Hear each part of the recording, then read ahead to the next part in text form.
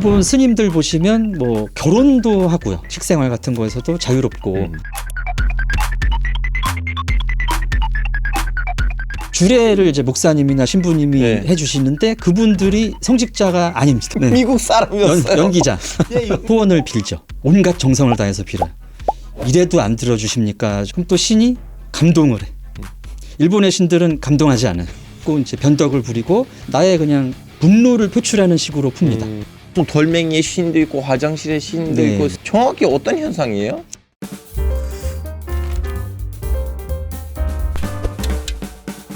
이게 웬 난리지? 난리지 쇼에 오신 것을 환영합니다. 저는 MC를 맡은 알파고입니다. 깜깜한 밤, 야경을 빛나는 빨간 불빛 익숙하시죠? 전국 어디를 가나 쉽게 찾아볼 수 있는 십자가 표식, 바로 교회입니다. 심지어 우리나라는 교회 수가 편의점 수보다 많다고 할 정도로 그 규모가 어느 정도인지 짐작할 수 있는데요. 그런데 바로 옆 나라 일본에서는 기독교를 믿는 인구가 겨우 1%밖에 되지 않는다고 합니다. 오늘은 인류의 3대 신앙 중 하나인 기독교가 유독 일본에서 힘을 쓰지 못하는 이유에 대해 알아보려고 합니다. 어서 오세요. 박사님, 우리 이제는 좀 가족 같은 관계이긴 한데요. 자주 나와주셔서. 그래도 모르시는 분들을 위해서 좀 자기소개 부탁드리겠습니다. 안녕하십니까. 잊을만 하면 또 나오는 멸종위기 1급 토종문화심리학자 한민희입니다. 반갑습니다.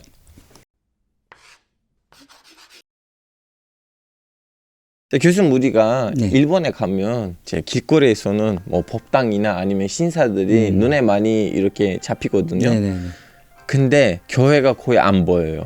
혹시 교회가 안 보이는 이유는 기독교가 늦게 전파돼서 그런 건가요? 아니요. 일본이 기독교 자체는 우리보다 훨씬 일찍 전파가 됐죠.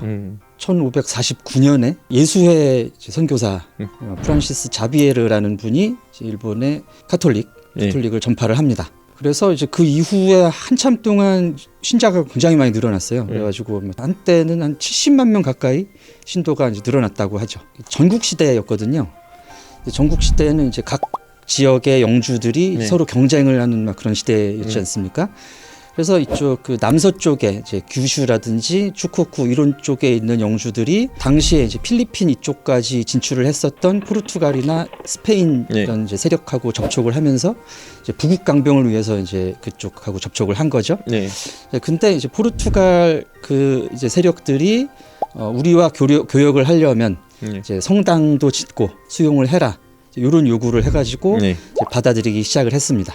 사상 자체가 종교 자체가 이제 평등이잖아요. 신 앞에서 자유롭고 하다 보니까 이게 일본의 이런 이제 봉건주의 그 체제를 위협하게 된 거죠. 그래서 토요토미 히데요시가 1587년에 바테렌 추방령이라는 걸 내립니다. 바테렌이 이제 파드레를 신부님 파드레를 일본식으로 옮긴 말인데요. 이제 토요토미 히데요시는 그렇게까지는 그 잔인하게 박해를 하지는 않았어요.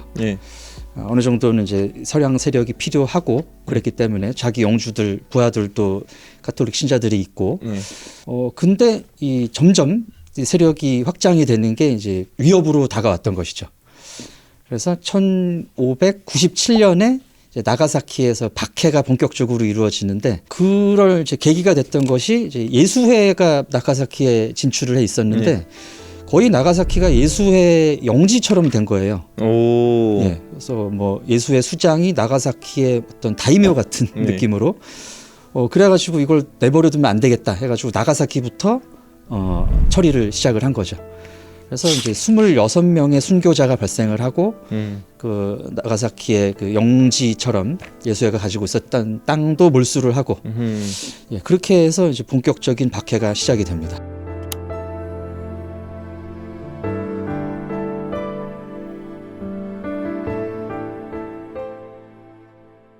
그리고 이제 에도 막부가 들어섰는데 도쿠가와 이에야스의 아들인 도쿠가와 히데타다라는 양반이 쇄국 정책을 시작을 해요. 통일도 되고 안정이 됐으니까 더 이상 좀 교류가 필요 없다. 그리고 또 에도 막부가 이제 경계를 한 이유가 포르투갈이 마카오를 이제 점령을 하고 또 이제 스페인이 필리핀을 식민지로 삼아 버리죠. 그래서 이제 일본도 자칫하다간 그렇게 되겠다. 네.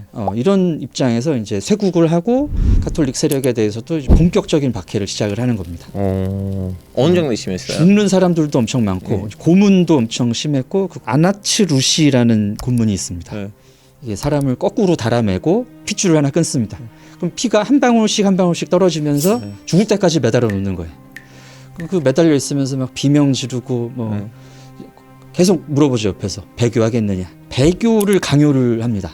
성모 마리아 그림 같은 걸 이제 보여주면서 밟아라. 가족 중에 교인이 있으면은 뭐몇 촌까지 찾아가서 죽이고 막 이런 시간이 거의 200년 동안 지속이 된 거죠. 그래서 이제 일본에서는 그 카톨릭 뭐 그리스도교 관련한 이런 세력이 거의 이제 씨가 마릅니다. 1868년에 이제 메이지 유신이 일어나서 이제 에도 막부는 문을 닫았습니다. 네. 메이지 유신으로 들어온 정부가 서양 문물을 받아들이는데 이제 화혼 양제라는 이제 개념이 있습니다.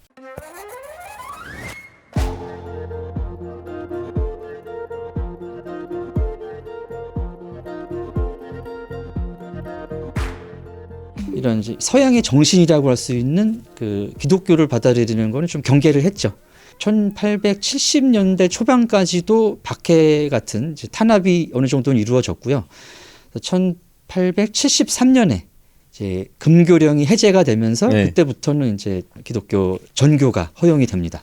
근데 전교는 허용이 됐는데 일본의 또 문화가 굉장히 그 민폐를 싫어하는 게 있잖아요. 네. 메이와쿠라는 문화가 있기 때문에 어떤 그 사상이 아무리 좋고 해도 이거를 이제 누구한테 권하는 것 자체가 신뢰로 받아들여질 수가 있는. 그래서 이제 종교를 하는 입장에서도 조금 꺼렸을 수 있고 또 일본 사람들이 변화를 좀 그렇게 막 좋아하지 않습니다. 그래서 이제 일본의 전통적인 신앙 이거는 좀 건드리기 싫어했던 면이 있지 않나.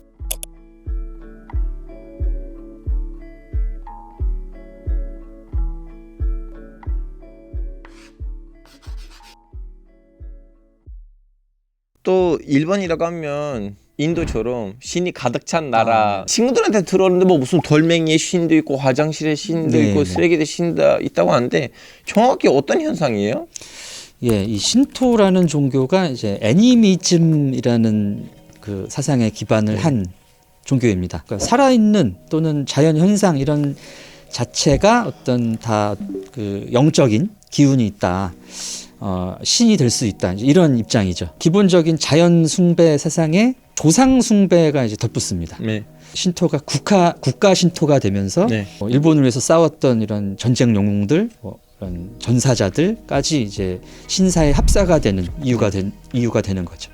또 이제 죽은 사람이 신이 될 수 있다라는 생각 때문에 이제 자기도 일본 사람들도 본인이 죽어서 또는 조상님이 그래서 뭐 정치인이라든지 유명 학자가 죽어서 이제 신사에 모셔지는 경우 또 국가 신토 시기에 이제 일왕을 갖다가 이제 신으로 생각을 하면서 이제 제국주의를 이끌어 갔던 그런 원동력이 또 됐던 거죠.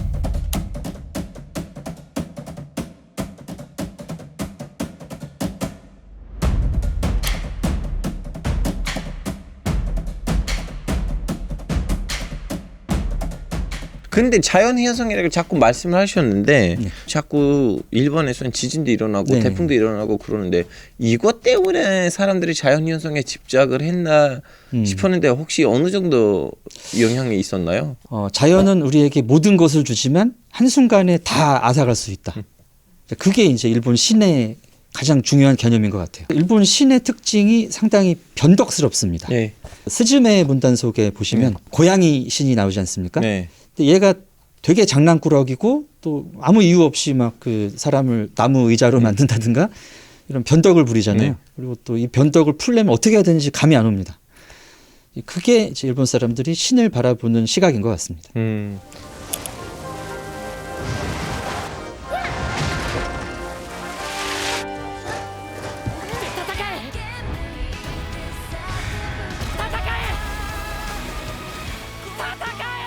자칫 잘못하면 내가 가진 걸 다 뺏어갈 수도 있기 때문에 기본적으로 굉장히 조심을 합니다. 근데 막 빈다고 또 뭐가 되지는 않아요. 그래가지고 또 체념하는 습성이 또 일본 사람들의 심리에 있습니다. 그래서 막 열심히 평소에 좀 빌고 기도도 하고 하지만 뭐 지진 쓰나미 오면 한순간에 다 없어지는데 그렇게 되면 이제 어쩔 수 없다라는 생각을 해요. 그래서 일본 말에 이제 쇼가나이라는 말이 있는데 이제 어쩔 수 없다라는 뜻입니다. 지진이 오거나 뭐 또는 자기가 뭐 부자였는데 갑자기 뭐 주식이 떨어져서 가난해지거나 뭐 사고가 나거나 이런 것도 이건 좀 어쩔 수 없다라는 식으로 이제 좀 받아들이는 측면이 있죠. 제가 일본에 맨 처음에 언제 갔냐면 2011년에 갔거든요. 네. 제 모델 친구 결혼식 때 갔는데 근데 그 친구 결혼식을 성당에 있었어요. 근데 그 친구는 기독교 신자 아니었어요. 네네네. 얘기를 들어보니까 60%가 결혼식을 성당에서 한대요. 네네네. 그럼 이 현상을 어떻게 봐야 돼요? 그 참 재밌는 일본의 현상인데요. 일본 사람들이 결혼은 서구식으로 한다는 인식이 있습니다. 네. 약간 이제 일본 사회가 서구화되면서 들어온 일종의 유행인데요. 네. 성당이라든지 교회 건물이 예쁘잖아요. 네. 스테인드 글라스에서 빛 쫙 들어오고, 그래서 그 복도를 막 행진하고 이제 그런 로망이 있습니다. 네. 그래서 이제 기독교인이 아님에도 불구하고 교회나 성당에서 결혼을 하는 거죠. 그 주례를 이제 목사님이나 신부님이 네. 해주시는데 그분들이 성직자가 아닙니다. 저 그 얘기 하려고 했어요. 모델이었어요. 모델. 네. 미국 사람이었어요. 연기자. 예, 연기자. 더군다나 물어봤는데 기독교 신자도 아니었어요. 무교였어요.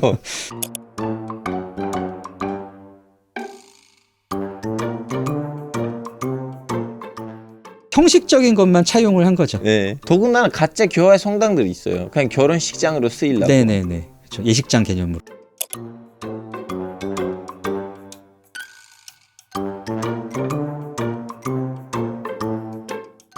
근데 또 이제 결혼식은 기독교인데 장례식도 불교식이라 하더라고요. 네네네. 제 또 다른 친구, 일본 누나가 있는데 그분의 아빠는 이제 불교 스님 분이시거든요. 네네. 이제 물어봤는데 그럼 아버님이 어떻게 먹고 사냐 이제 장례식 때마다 이제 일정해 주면 그 업이에요. 장례식을 맞습니다. 치르는 거. 네네. 네. 네. 일본 사람들이 결혼은 교회에서 하고 네. 장례는 이제 절에서 치른다라는 인식이 있는데요. 네. 교회나 성당에서 이 결혼을 도와주시는 목사님, 네. 신부님들은 이제 알바일 수 있는데 이 스님들은 직업인입니다. 네. 종교인이세요. 종교인이 맞고. 근데 이제 일본의 불교는 종교인이라는 느낌보다는 좀 이제 직업인이라는 느낌이 강해요. 그래가지고 스님이라는 직업 자체를 세습을 하기도 하고요. 자식한테 이제 절을 그 물려주고. 일본 누나의 남동생이 이제 아빠가 돌아가시면 그 자리를 차지한다고 주지가 하셨어요. 되는. 네. 그래서 이제 신도들이 뭐 이제 돈을 내 가지고 절이 유지가 된다기보다는 장례식으로 유지가 되는 측면이 굉장히 네. 큽니다.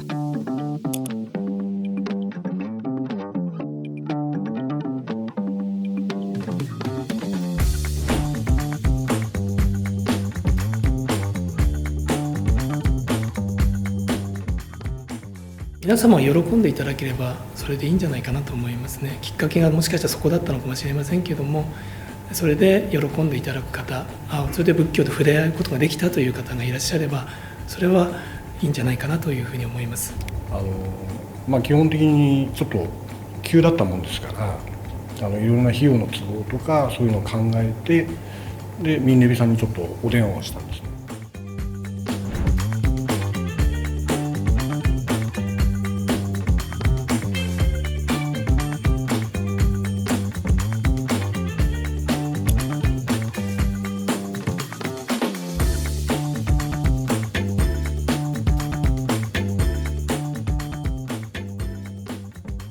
근데 또 뭐 신불스팝 네. 이라는 또 말도 있는데 이거는 정확히 어떤 개념이에요? 그 일본 불교에만 있는 특징인가요?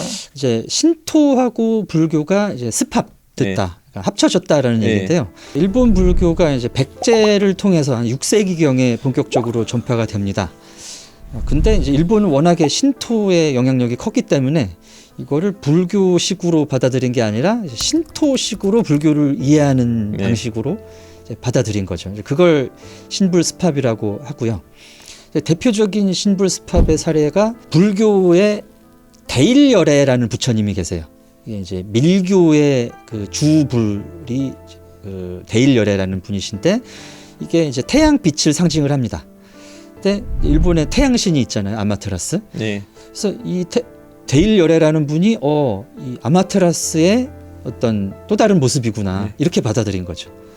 그런 식으로 이제 불교의 여러 가지 교리 이런 것들을 신토화해서 받아들인 것을 신불스팝이라고 합니다. 그래서 이제 일본의 큰 신사 같은 데 가보면 안에 절이 있는 경우도 있고요. 사찰이. 또 이제 사찰 안에 어떤 신사 같은 구역이 있는 경우도 있고. 이제 일본에서 불교가 전파된 지가 거의 뭐 1500년이 넘었는데 이게 이제 불교의 어떤 종교적인 측면으로 유지되어 온 게 아니라 지금 말씀드린 것처럼 이제 신토와 습합된 형태로 사람들이 불교를 이해해 왔기 때문에 이 종교인으로서의 스님들이 사실 뭐 그 생계를 유지하는 게 쉽지가 않아서 장례 쪽으로 진출을 하고 그래서 일본 문화에서 이제 장례를 불교가 담당해 온 게 사실입니다. 그래서 이제 현대 사회에서는 일본 사람들이 불교하면은 좀 장례 지도사, 장례업 이런 느낌으로 받아들이는 게 많아요. 그래서 저 사람들이 뭐 하는 것도 없는데 뭐 사람 죽으면 돈은 갖다가 버는 것 같고, 약간 이런 식의 인식이 최근에는 조금 생기는 것 같습니다.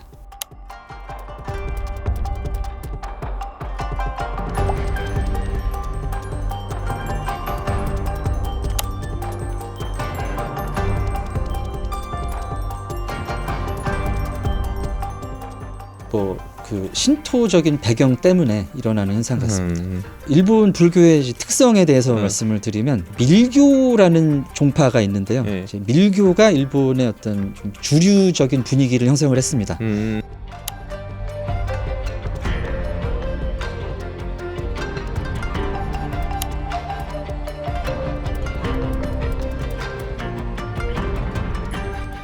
밀교는 어떤 특성이 있느냐면 굉장히 현세적이에요. 포교를 중시를 하긴 했는데 일반 사람들이 실천하기 쉬운 방식을 많이 얘기를 했습니다. 수인이라는 게 있어요.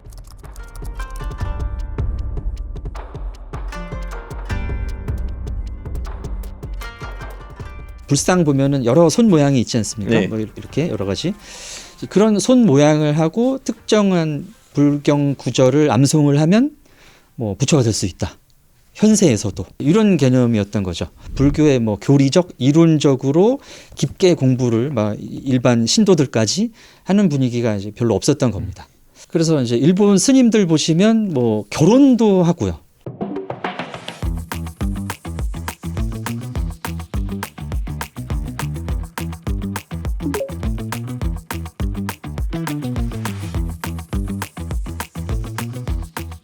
우리나라는 기본적으로 승려들이 결혼을 안 하지 않습니까? 네.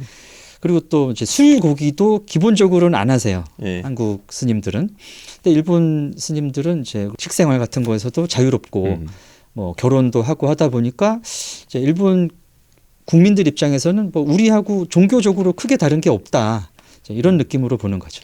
따져보니까 신토교도 종교보다는 문화인 것 같은데 혹시 네네네. 맞는 결론인가요? 네, 맞습니다. 워낙에 한 뭐 수천 년 이상 네.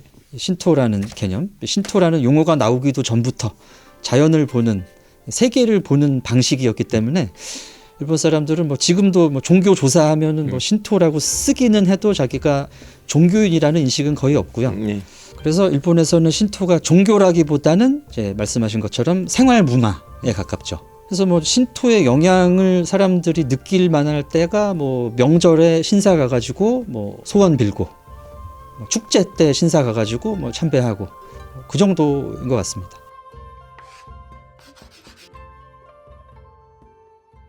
지금 일본에서는 아무리 기독교하고 불교와도 그 기존에 있는 신도교는 쭉 이렇게 갔는데 한국은 정반대이잖아요. 불교도 네. 제대로 들어왔고 자리를 제대로 잡았고 기독교도 제대로 와서 제대로 잡았는데 한국에 있는 무석 신앙이 왜 그렇죠. 주류의 신앙을 네네네. 잡지 못했어요? 네네. 예, 한국은 굉장히 뭐랄까 종교적인 현상이 두드러지는 나라죠. 한국의 이제 카톨릭이나 기독교가 지금 동양 여러 나라 중에서 비교해도 네. 제일 세력이 큽니다. 네. 근데 이제 한국은 전통적인 불교 국가였고 또 유교가 500년 이상 지속이 됐음에도 불구하고 외래 종교라고 할 수 있는 기독교 카톨릭 세력이 또 굉장히 크다는 게 특징인데요. 카톨릭 같은 경우는 자생 천주교, 놀랍게도 카톨릭 사제가 와가지고 전도를 한 게 아니라 한국 사람들이 스스로 공부를 해서 사제 보내주세요. 이 얘기를 교황청에 요구한 거의 유일무이한 나라죠. 그리고 기독교 같은 경우도 저 이북 쪽에서 먼저 기독교가 세력을 넓혔는데 한때는 평양이 아시아의 예루살렘이다. 이런 말이 있었습니다. 근데 이렇게 빨리 이 개신교라든지 카톨릭이 전파가 될 수 있었던 이유에는 한국의 그 전통적인 신앙이 굉장히 영향을 미쳤다고 생각이 되는데요. 한국 사람들은 삼국시대부터 이 미륵을 되게 강조를 했습니다. 미륵신앙. 미륵이 이제 미래불이에요. 미래불. 현세가 끝나면 한참 뒤에 이제 미륵이라는 분이 오시는데 미륵이 다스리는 세상은 너무 평화롭고 좋고 거의 이제 지상낙원이죠. 네. 그래서 이 현세를 살기가 힘들다고 생각하는 사람들이 미래를 꿈꾸면서 구세주를 기다렸던 신앙이 미륵신앙입니다. 그래서 이제 삼국시대에 미륵신앙이 크게 유행을 했고요. 그래서 이제 그 후고구려의 궁예가 뭐라 그랬습니까? 짐은 미륵이다. 그 얘기도 거기서 나온 거예요. 내가 구세주니까 나를 이제 섬겨라. 이런 뜻이죠. 그래서 이제 기독교를 전파를 할 때 이분이 구세주다라고 얘기를 하니까 이게 우리가 기다려왔던 미륵의 다른 이름이 예수다라고 받아들이기가 되게 쉬웠던 거죠. 우리나라의 그 전통적인 신앙은 이런 샤머니즘 계통이었을 것으로 추정이 됩니다.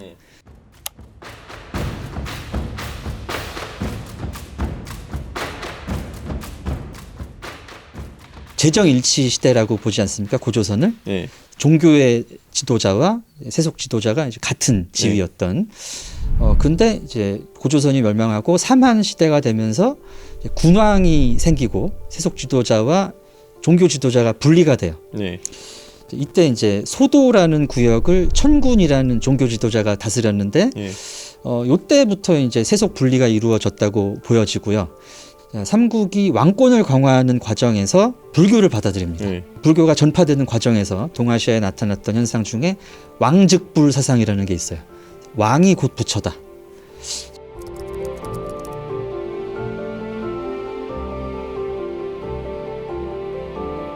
그걸 잘 알 수 있는 게 이제 신라 진흥왕이거든요. 진흥왕이 또 본인의 가계에 이제 자기 자식들 이름을 부처님의 그 형제들 이름으로 다 지어요. 그래서 이제 이 신라 왕실이 부처님이다. 그래서 그런 그 백성들의 신앙심을 자연스럽게 왕권으로 연결을 했었던 이런 일이죠. 자, 그러면서 이제 기존에 있었던 종교들은 이제 좀 격화가 되는 겁니다. 그래서 이제 절 이런 데서는 이제 국가가 지원하는 이런 이제 스님들, 이제 공식적인 종교가 되고, 이전에 존재했던 샤머니즘 계통의 제사장들은 산으로 들어가든지 민간으로 들어가든지 했던 거죠. 그럼에도 불구하고 삼국시대에는 그래도 국사라는 이제 이런 제사장 계급의 그 직책이 있었습니다. 조선 시대에도 이런 이제 국무당이라는 사람들이 있어가지고 계속해서 이런 샤머니즘 계통의 이런 하늘에 대해서 지내는 제사 이런 게 이제 유지가 됐죠. 그런 정도였지만 그래도 이제 조선이 유교 국가였기 때문에 유교가 사실은 이제 종교라고 보기는 어렵죠. 그리고 이제 현실적인 가르침을 강조하는 이런 사상이었기 때문에 귀신이라든가 일단 신한테 기도하는 이런 행위들을 금지를 많이 시킵니다. 공식적으로는. 그래서 이제 조선인을 거치면서 이 전통 신앙이 굉장히 이제 민간으로 내려가죠. 그런데 일제 강점기가 되면서 우리가 일제의 지배를 받으면서 이제 일본 사람들이 무당들을 또 굉장히 탄압을 했어요. 왜냐하면 한국의 무속은 굿을 되게 자주 하거든요. 굿할 때마다 여러 사람들이 모이고 하니까 이제 일제가 보기에는 저기서 무슨 모의 작당을 할지도 모르고 저게 독립운동이 될 수도 있고 하니까 이제 금지를 시킨 겁니다. 그리고 일제 시대가 끝난 다음에는 이제 한국이 그 근대화의 노력을 굉장히 또 열심히 했던 시기가 있지 않습니까? 특히 이제 박정희 전 대통령 시기에 선진화, 근대화 이런 얘기들을 하면서 미신 타파 운동이라는 거를 되게 열심히 했어요. 그래서 그때까지 뭐 일제 시대를 지나면서도 유지해 왔던 이런 무당들을 다 막 그 신당 때려 부수고 무당들 막 직업 바꾸라고 직업 교육 시키고 잡아다가 신토에도 이제 제관이 있고 무녀라는 사람들이 있는데 이 사람들은 의식을 집전하고 제사를 하고 평소에 거기 신사를 관리하고 이런 이제 약간 공무원 느낌이 강해요. 그리고 이제 행사할 때 이제 도우미. 근데 한국의 무당들은 실제 종교인이고요. 가장 다른 게 이제 신과의 관계죠. 신토의 신들은 이제 거기 계시는 분들입니다. 늘 어딘가에 계시고 그래서 이제 늘 기도는 내가 하지만 평소에 신이 인간한테 개입을 한다든지 사람이 신의 도움을 받기 위해서 막 열심히 빌지는 않아요. 근데 한국의 무속이라는 종교는 일단 사람들이 신의 도움을 필요로 하면 신이 어디든 오십니다. 그래가지고 이제 신이 내려온다는 게 제일 큰 특징이죠. 무당들이 신을 받잖아요. 신 내림을 받고 그리고 이제 사람들이 신한테 이제 자기 어떤 소원을 빌죠. 일본처럼 명절에 한두 번 비는 게 아니라 굉장히 열심히 빕니다. 요 점이 또 이제 중요한 특징인데 사력을 다해서 빌어요. 온갖 정성을 다해서 빌어요. 이래도 안 들어주십니까 정도의 느낌으로 빕니다. 그럼 또 신이 감동을 해. 일본의 신들은 감동하지 않아요. 자기 갈 길을 갑니다. 예. 뭐 빌거나 말거나 나는 이렇게 할 건데 하고 이제 변덕을 부리고 お前は邪魔今からたくさん人が死ぬ 한국의 신들은 막 눈물겹게 빌면은 감동을 해요. 그러면서 얘기해봐라. 가지고 개입을 하시죠. 자, 이 참견이라는 게 한국 사람들의 굉장히 중요한 특징 아니겠습니까? 이제 신이 인간 세계에 굉장히 개입을 한다. 자, 이런 게 이제 신토하고 뭐 무속하고 차이 나는 점이죠. 종교 미신 얘기를 하면 빼놓을 수 없는 건 귀신인데 그러면 한국하고 일본 사이에 귀신에 대한 인식이 좀 다른가요? 네. 한국하고 일본 귀신이나 뭐가 다른가요? 예, 이제 귀신이 뭐 그 실질적으로 존재하고 말고를 떠나서 네. 한국 사람들과 일본 사람들이 이제 뭔가를 두려워한다라는 네. 이제 심리적 관점에서 보자면 이제 한국 귀신들은 한이 많지 않습니까? 그리고 이 한을 풀기 위해서 나타납니다. 그래서 한국 귀신들이 예전부터 많이 나타났던 공간이 이제 사또와 관계된 공간이었던 거죠. 민원을 넣으러. 네. 이제 민원형 귀신이라고 볼 수가 있고요. 근데 일본 귀신은 내 원한을 공식적으로 관에 소명해서 푼다기보다는 불특정 다수를 향해서 나의 그냥 분노를 표출하는 식으로 풉니다. 요거를 이제 한과 대비해서 우라미라는 개념이 있는데요. 우라미는 이제 그 죽은 사람 자체가 왜 죽었는지 받아들이지 못하는 상태예요. 한국 사람들은 내가 뭐 때문에 죽었다라는 게 있습니다. 그래서 그게 한이 되는 거죠.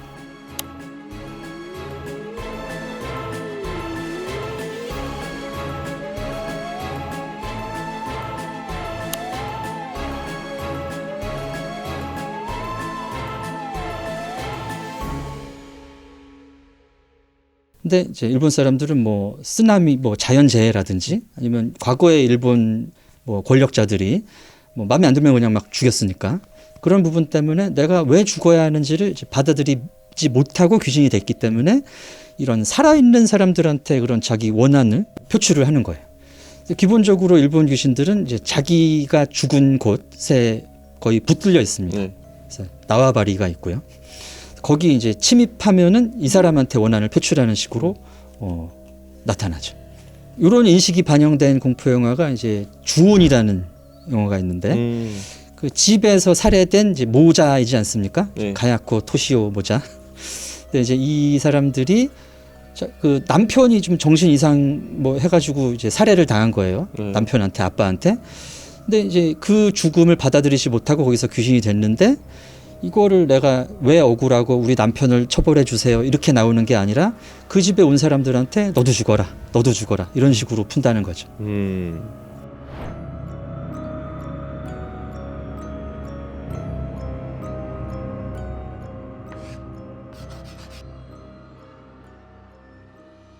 미신이라는 낙인에도 불구하고 한국 사회에서 무속신앙 끈질게 살아남았습니다. 얼마 전에도 흥했던 영화 파미어의 주된 소재도 귀신, 무당이잖아요. 이른바 무교가 지금까지 이어질 수 있었던 원동력이 무엇일까요? 그게 그 종교의 기능이라고 생각을 할 수 있는데요. 그러니까 종교의 기능 중에 이제 사람들이 안정감을 얻는 부분이 있습니다.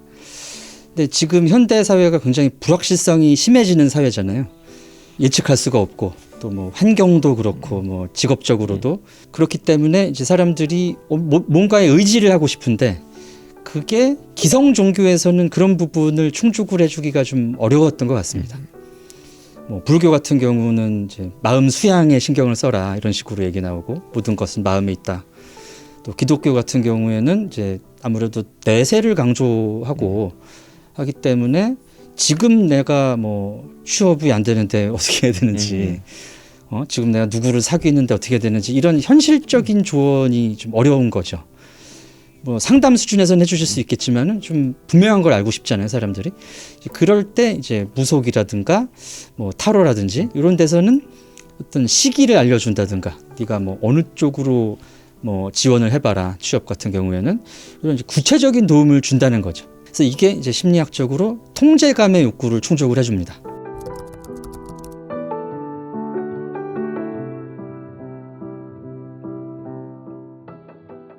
또 이렇게 최근에 와서 욕술가들하고 무당들이 방송에 나오기도 하고 네. 연예 방송에 나오기도 하고 예, 그리고 너튜브에서도 맹활약을 하고 계시거든요. 그렇습니다. 그러다 보니까 숫자가 거의 4배 늘었다는 말도 있는데 이 네. 현상을 어떻게 봐야 돼요? 예, 2000년대 초반에 조사를 했을 때 무당이 20만 명이라고 나왔었습니다. 20만 명? 예, 2005년경에.